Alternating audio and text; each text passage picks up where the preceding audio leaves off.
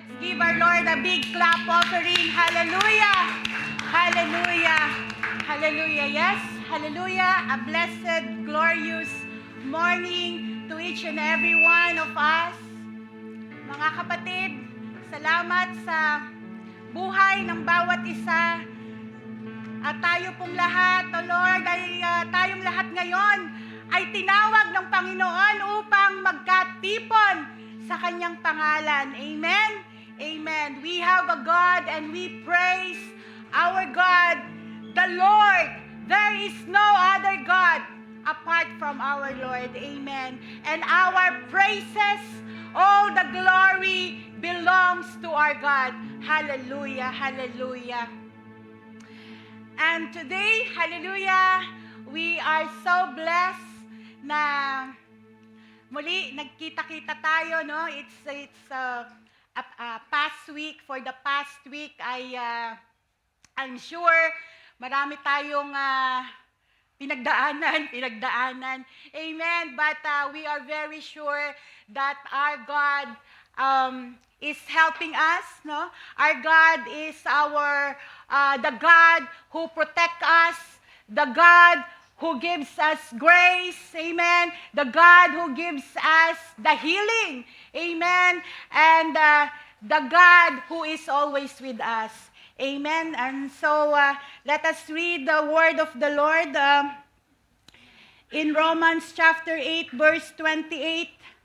It says, "And we know that God causes all things to work together for good to those who love God, to those who are called according to His purpose."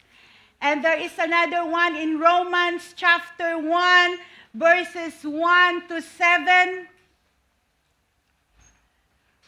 Paul, a servant of Jesus Christ, called to be an apostle, set apart for the gospel of God, which He promised beforehand through His prophets in the Holy Scriptures, the gospel concerning His Son, who was descended from David according to the flesh, and was declared to be Son of God with power according to the Spirit of holiness by resurrection from the dead, Jesus Christ our Lord, through whom we have received grace and apostleship to bring about the obedience of faith among all the Gentiles for the sake of His name, including yourselves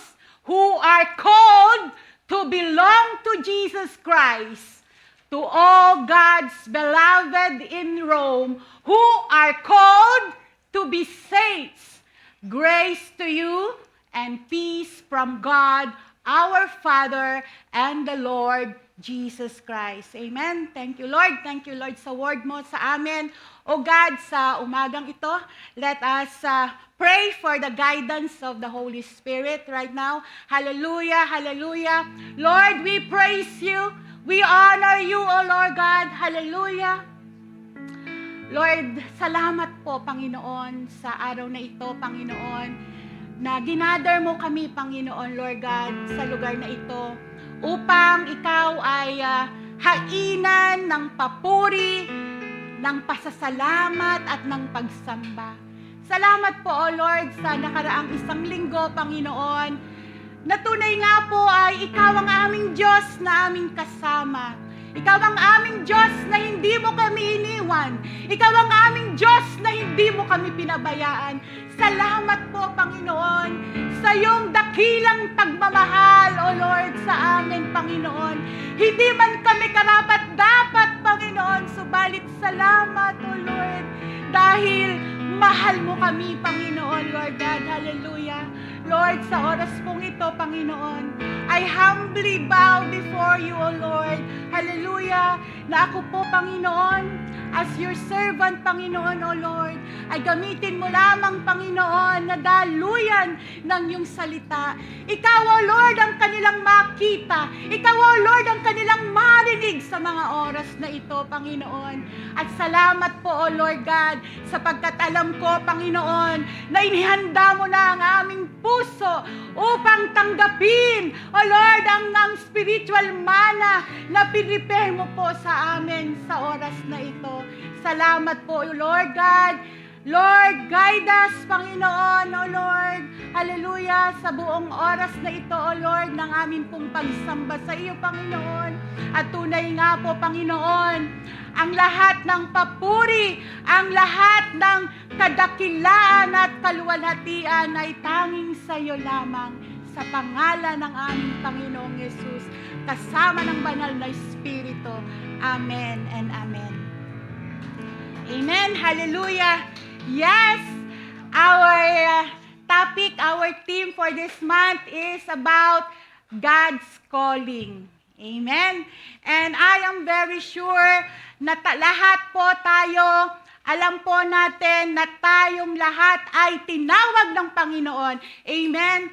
Tayo po ay narito ngayon sapagkat tayo ay tinawag ng Lord. Amen. Dati tayo ay nasa luma pa nating pagkatao, yung luma nating mga gawa, di ba?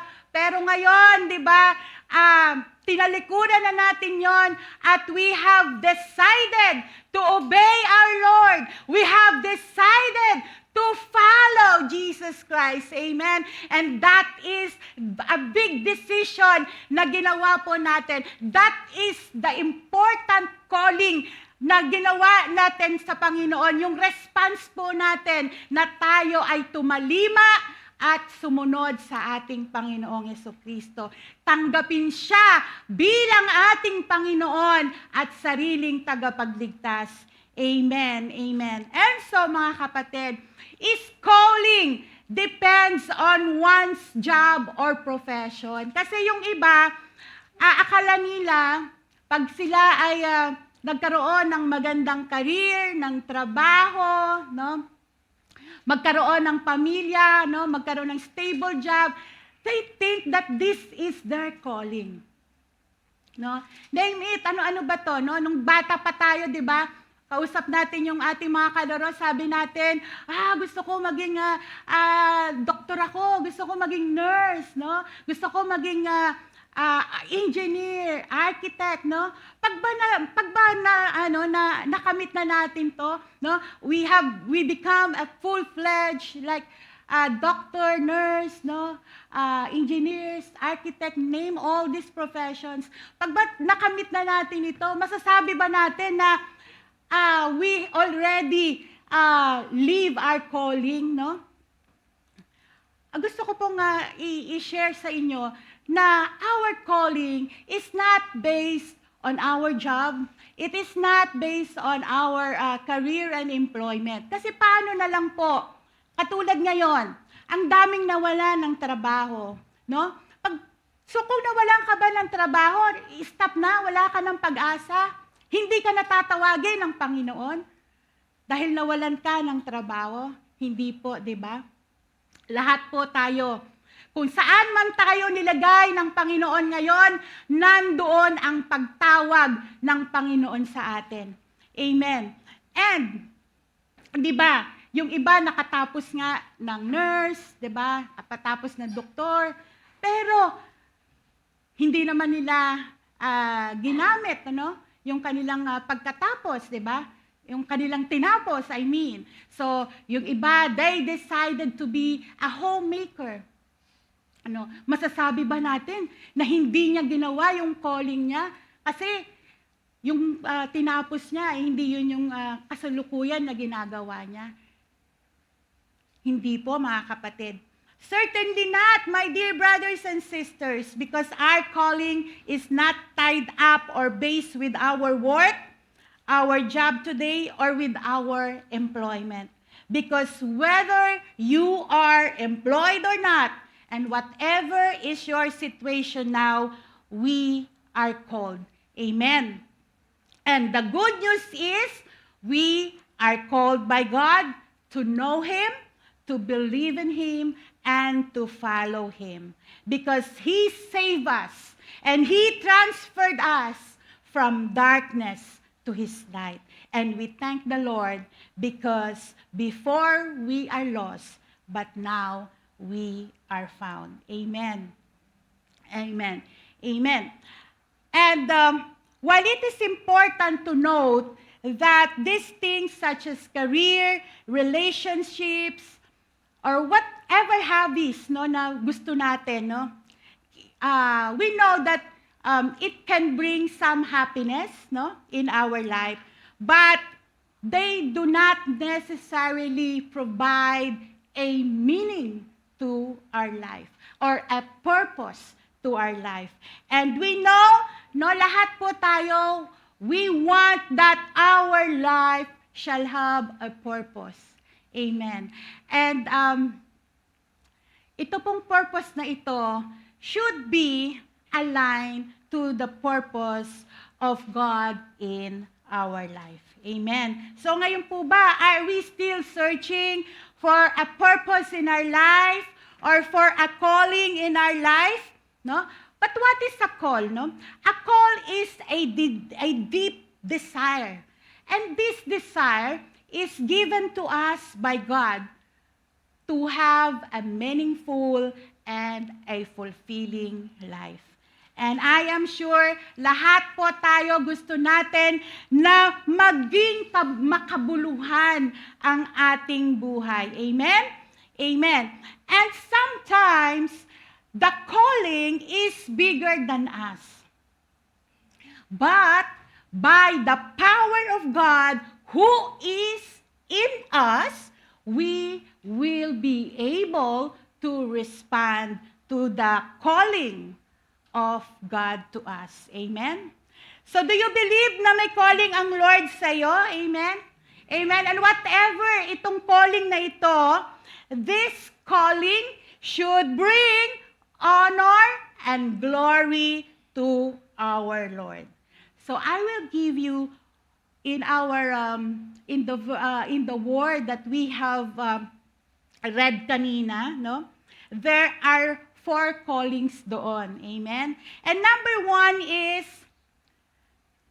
called according to his purpose. By the way, the title of the message is Called to Be. Yan.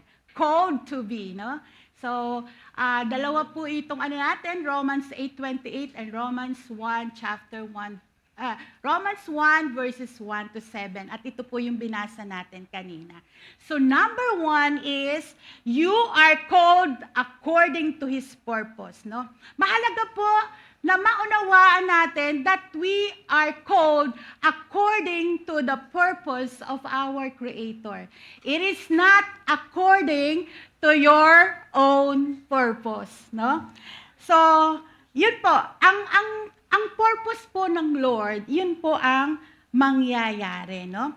And as a Christian, I believe that all events in our life are ordered by our God, who is in control of all things. Amen? Amen. God's calling, no? From the word God's calling, who is calling? God. Therefore, God is our ultimate caller. And when we respond to God, when we respond to our calling, we are responding to God. Amen? Amen. And in response po sa ating calling, meron po tayong mararanasan na sufferings, struggles along the way, no? See what happened to Joseph the dreamer, no? Grabe yung naranasan niya, no? He was sold to be a slave, no?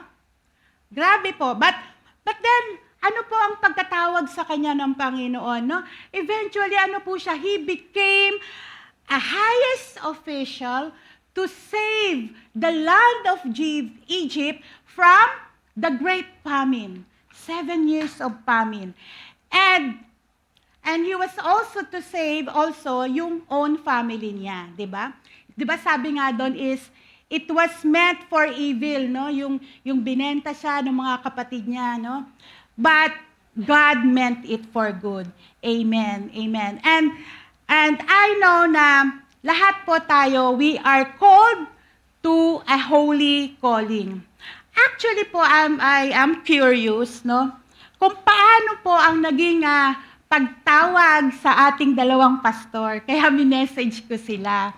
Kasi tinanong ko sila, paano nyo po nalaman na kayo ay tinawag na pastor? Yan. So, gusto nyong malaman. Ito ang sagot nila. Amen. So, unahin natin kay Pastor Francis, no? Ito ang sagot niya. Sister ko, last December 2019, no? Noon po siya ay na-terminate sa Qatar Airways. Sabi niya po, instead daw po na malonely siya, but he felt a great joy in his heart, sabi niya. At yun po yung naging, nawalan siya ng trabaho, yun daw po yung nag-confirm ng calling niya, na hindi na daw po mahahati ang kanyang commitment in serving God and in serving the flocks. At ito po yung sinabi niya, may word si Lord sa kanya. No? Ito po yung word sa kanya. Kasi di po ba, sabi ko ang tumawag ay ang Panginoon. So dapat may maririnig ka sa Panginoon kasi siya yung tumawag. So ito yung word ng Lord sa kanya. In 1 Peter chapter 5 verse 2 to 3. Wala po sa slides to Ang sabi po doon, be shepherds of God's flock that is under your care, watching over them, not because you must, but because you are willing, as God wants you to be, not pursuing this honest gain, but eager to serve, nor lording it over those entrusted to you, but being examples to the flock. Amen, amen. Sabi pa nga po niya, kahit may mga nag-aalok pa sa kanya ng work sa industrial area, but he turns them down because in his heart, he has that desire to serve the Lord God fully without any hindrances.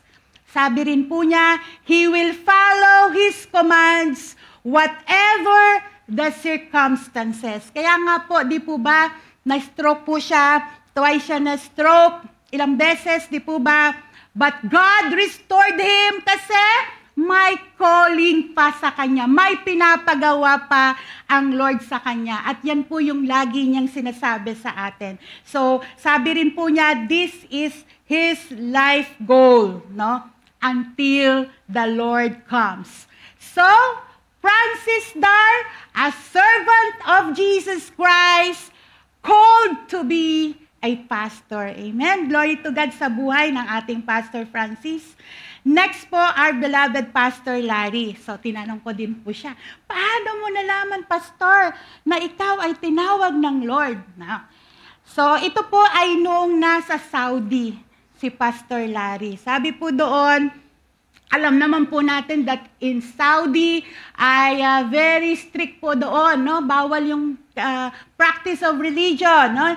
So talagang tago po sila. Amen. Ang sabi po niya, meron daw pong isang pastor doon na pupugutan ng ulo. So takot na takot daw po si Pastor Larry, no? At may binigay na word ang Lord sa kanya. Ito po ay yung Matthew chapter 16 verse 25. For whosoever would save his life will lose it, but whosoever loses his life for my sake will find it. Wow, grabe ang word ng Lord kay Pastor Larry. Amen. Pero hindi ko po lang naitanong sa kanya kung natuloy po ba na pinugutan ng ulo yung pastor sa Saudi? Hallelujah! Hindi napugutan. Amen! Hallelujah! Praise the Lord! Amen! No, grabe. So talaga pong pag sumunod tayo, no, sa calling ng Panginoon, grabe. Paris lang ni na Daniel, no, ni na Meshach, Shadrach, na grabe ang yung pag-iingat, iningatan sila ng Panginoon, no, kung tayo ay yeah. Si President Fidel Ramos at pinahinto, hindi po natuloy. Grabe, no? So, yun, amen, glory to God. So, nakaka-inspire po, no, na magpatuloy tayo, no, sa atin pong, sa pagkatawag sa atin ng Panginoon. Kasi talaga pong, tayo ay tutulungan, no, ililigtas, sasamahan ng ating Panginoon as we walk and as we live in our calling. Glory to God. So, meron pa po siya sinabi. So, may word si Lord, then, sabi po niya, there is a confirmation sa mga taong nakapaligid sa iyo, like the church leaders and the pastors as well. Yan po. So, may confirmation daw po sa mga kasamahan. Okay? Tapos, number 3 po, there is a fire sa puso mo. No? It's the Holy Spirit fire, no? Desire na nilagay sa puso ni Pastor Larry para gawin ang kalooban ng Diyos. Nandoon ang habag sa mga lost souls. Amen. So, Laura Pagya, a servant of Jesus Christ, called to be a pastor and evangelist. Amen. So, it's good to know. It's good to know how our pastors were being called by God. Amen. And in 2 Timothy chapter 1, verse 9, sabi doon, He who saved us, amen, and called us to a holy calling, not because of our works, but because of His own purpose and grace, which He gave us in Christ Jesus before the ages began. So, bago pa tayo likayin ni Lord, bago pa tayo inilabas sa mundong ito, no, meron ng purpose si Lord sa atin. Amen. And there's one more verse. Nakano yung sunod na? Yan. This is an encouragement to us, no? In 1 Corinthians chapter 1, verse 27, God doesn't call the qualified, but He qualifies the called. Amen. Alam niyo po mga kapatid, we will never be qualified, no sa calling, no, ni Lord sa atin. Kung iintayin natin, at saka na lang, pag ganito na ako, yung perfect ko na itong di ba? Nako, hindi po mangyayari yon mga kapatid. Sapagkat ang sabi ng Panginoon, He doesn't call the qualified, but He qualifies the called. So si Lord po yung magkwa-qualify sa atin, sa pagkatawag sa atin. And naalala ko lang po itong si Jonah, no? 'Di ba si Jonah inutusan ng Lord na i-preach yung gospel, yung gospel of repentance, no? Kasi sobrang sin, wicked, no? Itong taga Ninive, 'di ba? Tinawag siya, 'di ba? Na pumunta sa Ninive. Pero nung ginawa nito si Jonah, 'di ba? Sa kabilang direction siya pumunta. Pumunta siya sa Tarshish, no? 'Di ba? Kung sasabihin natin yung doesn't call yung qualified ba siya, no? Naku, lahat, 'di ba? Ang titigas kaya ng ulo natin, tiyang gusto pa niyang magtago, di ba? Gusto niya pang taguan si Lord, kalalaman niya makakapagtago siya, di ba? Umiba siya ng daan, di ba? Pero, dahil siya ay tinawag, di ba? Sinukuan ba siya ng Panginoon? Hindi, di ba? Kahit na kinain na siya ng malaking isda, di ba? Pero, di ba, kahit na sa una, hindi niya sinunod ang Panginoon, subalit, hindi siya sinukuan ng Panginoon. No? Ni-restore siya ng Lord. Amen. Hanggang sa magawa niya yung call na pinapagawa sa kanya, na pumunta siya sa Ninive. So, di ba, ulit siya, travel ulit siya, no?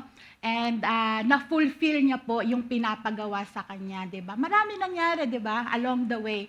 Pero, irrevocable po kasi yung calling ng ating Panginoon. Hindi binabawi. So pagka tinawag tayo doon, no, dun sa purpose niya, yung purpose niya talaga yung mangyayari. So, kahit along the way, marami pong nangyari, no, sa buhay ni Jonah, no, pero natupad po yung pinapagawa sa kanya at ang na-save po yung bayan ng Nineveh, no.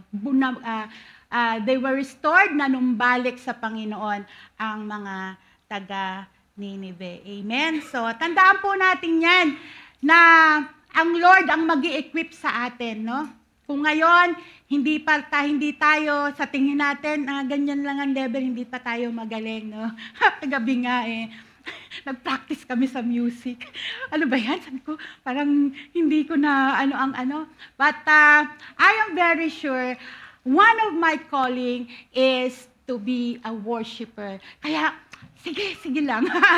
Amen. So, mamaya aawit ako sa Panginoon. Amen. No, kahit na yung boses ko parang nawawala sa tono kagabi. Amen. So, sinabi ni Lord He qualifies the called. Amen. So, let it be an encouragement to us. Amen.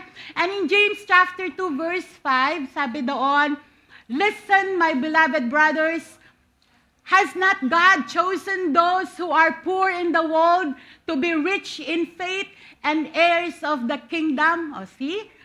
Yung mga poor, yan ang tinatawag kasi yung mga poor, di ba doon sabi dito, they are rich in faith. No?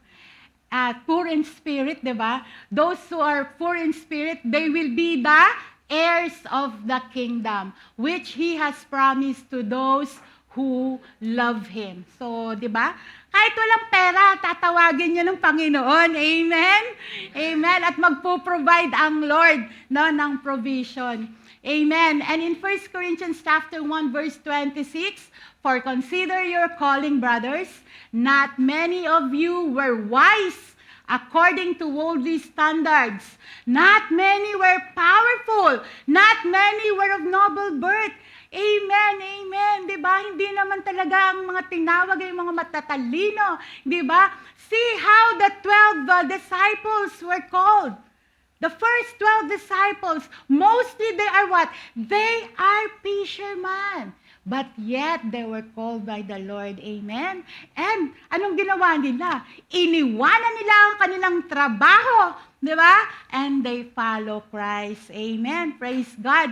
That the early Christians, the early disciples have followed the calling of the Lord to them. Amen? Amen. And the second one is called to be a servant of Jesus Christ. No? This is a specific calling, itong Romans chapter 1. No? This is a specific calling to Paul. Sabi dito, called to be an apostle and set apart for the gospel of God. Na-preach po sa atin, no? Pastor Larry, ni Pastor Francis, na hindi naman po pwede na lahat tayo maging apostol, di ba? Lahat po tayo, may binigay po sa ating gifts, no? Ang ating Panginoon, no? Gifts and talents na pwede nating i-use, no? To the kingdom. So, hindi po pwede dahil sino na lang makikinig kung lahat apostol. Now, what is an apostle, by the way? No? Si Paul po, called to be an apostle, and he is really very sure of that. Dahil lahat ng mababasa natin, no, sa Corinthians, Thessalonians, lagi nakalagay yan, nakaakibat sa kanyang pangalan. Paul, a servant of Jesus Christ, called to be an apostle. Kasi si Paul po ang tinawag ng Panginoon na mag-preach ng gospel to the Gentiles, those who do not know God, no? At lahat po, no, I think he has 4 long missionary journeys, no? Galatia, Asia, Macedonia, Achaia, and he is back to Jerusalem. 14 years po siya nagmisyon, no? Traveling every place, no, to preach the gospel, to preach Jesus Christ, so they will know Jesus Christ. At tayo po yun. We are blessed. Tayo po yung mga Gentiles na nakarinig, ano, ng gospel ng ating Panginoong Jesucristo. So, We cannot be apostle, we cannot all be pastors, right? But we are called to be a servant of Jesus Christ, no? We can serve the Lord. Amen. Amen. He is our Lord, no? Amen. Sabi po sa Psalm chapter 100 verse 2, it says to serve the Lord with gladness. Amen. So let us serve the Lord with gladness. Deuteronomy 10:12, serve the Lord your God with all your heart and with all your soul. Si Joshua, anong sabi niya? As for me and my house, we will serve the Lord in Joshua 24:15. Amen. Amen. Amen. So our respond, no, to be a servant of God is it should come from a sincere and willing heart. And una po dapat is we should have a passion to God, no? We should have deep love sa ating Panginoon. Because as we love the Lord, all things will follow, that we want to serve Him with all our heart, with all our soul, no? Yun po ang basic talaga na requirement, no? Na makilala natin siya upang mahalin natin siya. Amen. Kasi pag minahal mo, no? Pag minahal mo ang isang tao, di ba? You will obey, no? At talaga namang hanggang sa dulo, di ba? Ipapakita mo ang iyong pagmamahal, no? So, yun po ang una nating dapat gawin, no? As a believer, as a servant of God, we should have that love for our Lord, and everything else follows, no? Amen. And as we do our calling, no? Let us serve Him sa puso natin, no? Ang motive, no? Our motive in serving Him is because we love Him. Amen? Because in everything that we do, we should do it in pleasing God and in bringing Him all the glory. No? Wag po natin i-rob or nakawin ang glory na dapat ay sa ating Panginoon.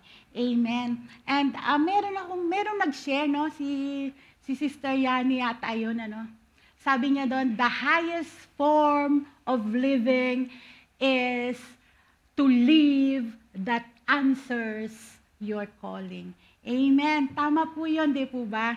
Yun ang highest form of living na we are walking, we are living to our calling. Amen. And later po, pag-uusapan natin, paano natin malalaman yung calling sa atin. Amen. Just like, di ba, yung binanggit kanina na nalaman natin kung paano tinawag yung ating two pastors. Amen? So, in 1 Peter chapter 4, verse 10 to 11, as each has received a gift, use it to serve one another as good stewards of God's varied grace. Amen? Ito po I think na i-preach po sa atin ni Pastor Larry that we should be faithful stewards. Amen? So, whoever speaks, as one who speaks oracles of God, whoever serves. So tayo po, marami po na tayo mga kapatiran, no? Mga kapatid who have engaged to the help and service ministry, no po. So sabi po dito, whoever serves as one who serves by the strength that God supplies. Amen? So si Lord po talaga ang nagsusupply ng strength natin, no, sa araw-araw ng ating buhay. In order that in everything, God may be glorified through Jesus Christ. And to Him belong all the glory and dominion forever and ever. Amen. Amen. So we are all called to be servant of God kasi lahat po tayo ay binigyan ng talents, ng gifts ng Panginoon. So ito po mga talents na binigay sa atin, we should use it. Sabi dito, use it, no? To serve God and to serve one another. Huwag po nating itatago yung mga talents at gifts na binigay sa atin ng Panginoon sapagkat kung ito itatago lang natin, ay baka bawiin sa atin. Amen, in Jesus' name. So, gamitin po natin for the glory of God lahat po ng talents and gifts na binigay ng ating Panginoon. Amen? Amen. So, the number 3 calling is, 4 lang naman po ito. Number 3 is we are called to belong to Jesus Christ. Ito po yung nasabi sa verse 6, Romans chapter 1 verse 6. And you also are among those Gentiles who are called to belong to Jesus Christ. Amen? We are called to belong to Jesus Christ, no? Tayo po ay kabilang sa ating Panginoon. Kaya nga po tayo ay tinawag niya, no? Tinawag po niya tayo to belong to Jesus Christ. At yan po ang sabi sa 1 Corinthians chapter 1 verse 9, God is faithful who has called you into fellowship with His Son, Jesus Christ our Lord. So we are called into fellowship. We are called to have a relationship to our Lord Jesus Christ our Lord. So tayo pong lahat, di ba? Hindi po religion ang pinag-uusapan. Dito po tayo ay dapat, no, magkaroon po tayo ng relasyon, ng fellowship sa ating Panginoong Hesukristo. Amen. And the reward, ano sabi ng Panginoon? He will reward, no, those who diligently seek Him. Amen. So praise God that we belong to Jesus Christ, no other than Jesus Christ our Lord. Amen. Amen. And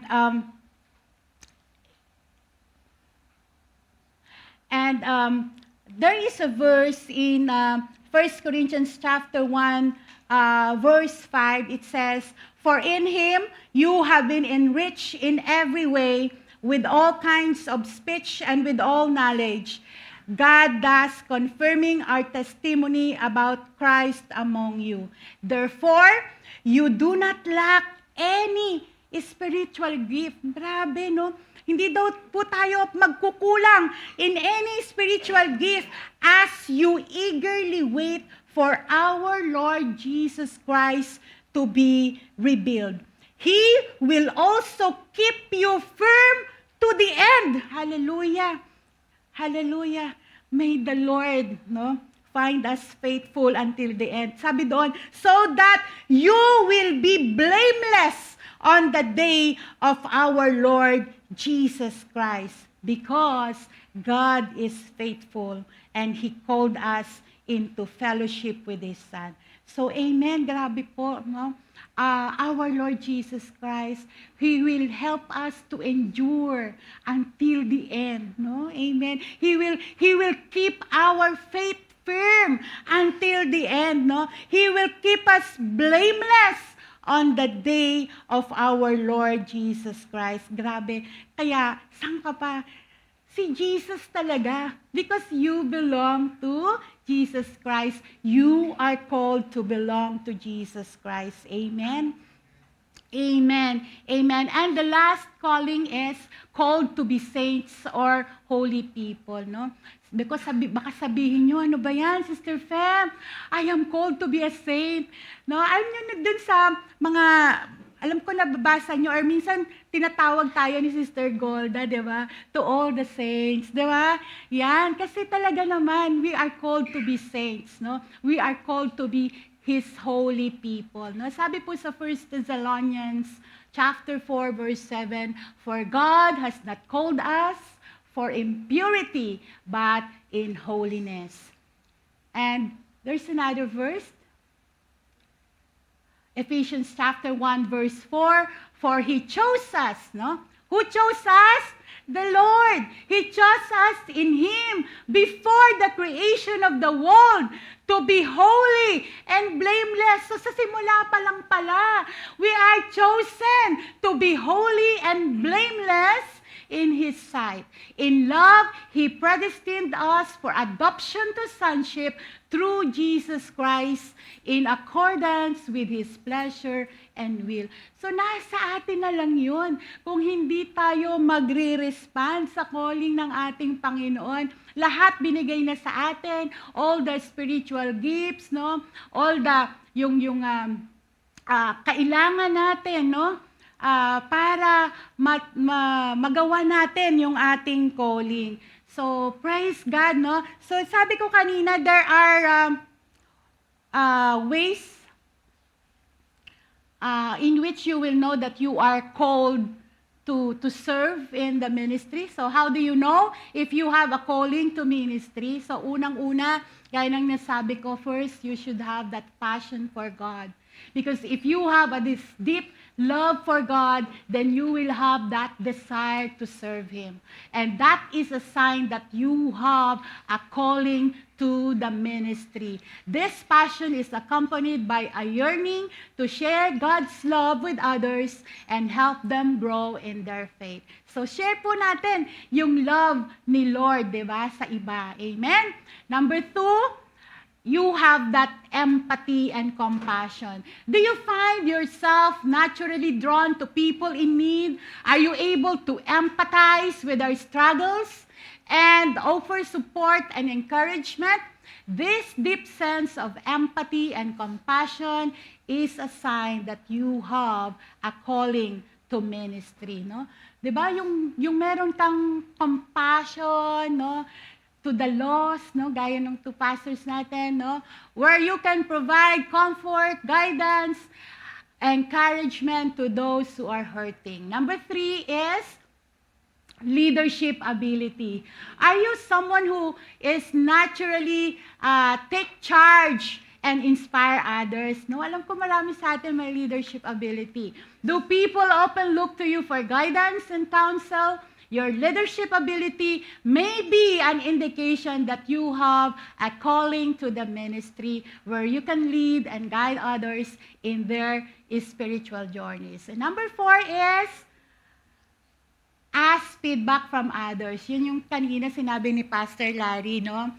Have people in your church recognize your gifts? Have they seen your interaction with others and encourage you to consider Christian ministry? Kaya bibigyan ko ng assignment ang mga BS leaders natin, no?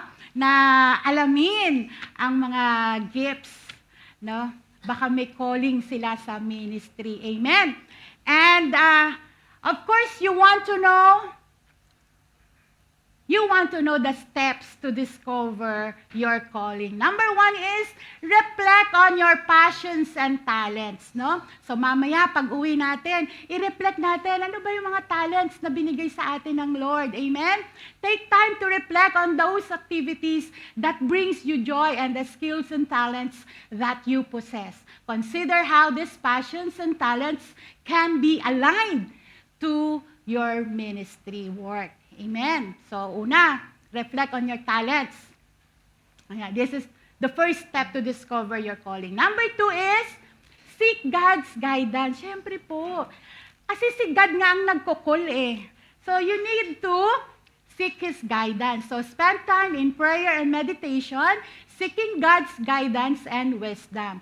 Ask Him to reveal His plans for your life and to help you discern your calling. Amen? So, si Lord po nagbibigay sa atin ng spirit of discernment para malaman natin ang ating calling. Amen? So, number 3 is seek counsel from others. No? Seek the guidance from your pastors, diba? Trusted mentors and spiritual leaders who can provide you insights and guidance in your discernment process. They can offer you wisdom and help you gain clarity about your calling. And number 4 is, last, take step of faith. Amen? So after you know na, ito yung gift ko, gusto kong ipagamit ito kay Lord, no? You take one step, no? That step of faith, no? Kahit gaano man ka-small yon, take a small step of faith to explore and test your calling. So, you can either volunteer, no? Katulad ng mga teachers natin sa sa kids ministry, di ba? They volunteer in different ministry roles, attend workshops or conferences, no? Or join ministry teams to gain practical experience and confirm your calling. So, mamaya mga kapatid, sa ating announcement, lahat nandun yung ating mga ministries where you can engage and where you can join. Ang evangelism ministry po, very open. Amen, amen. And baka magkaroon tayo ng follow-up ministry yan. Amen. So, amen. In our conclusion, so there are 4. We are called according to God's purpose. Amen. We are called to be a servant of Jesus Christ. We are called to belong to Jesus Christ. And number 4, we are called to be a saint or holy. Amen. Amen. And, yan, itong assignment ninyo ha, ay, katulad kanina, di ba? Nung binanggit ko si Pastor Francis and Pastor Layo, di ba?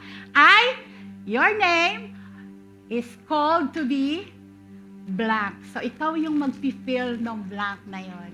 Amen? Amen? Hallelujah! Hallelujah! So, amen. So, Ephesians chapter 4 verse 1, I therefore, a prisoner for the Lord, urge you to walk in a manner worthy of the calling to which you have been called.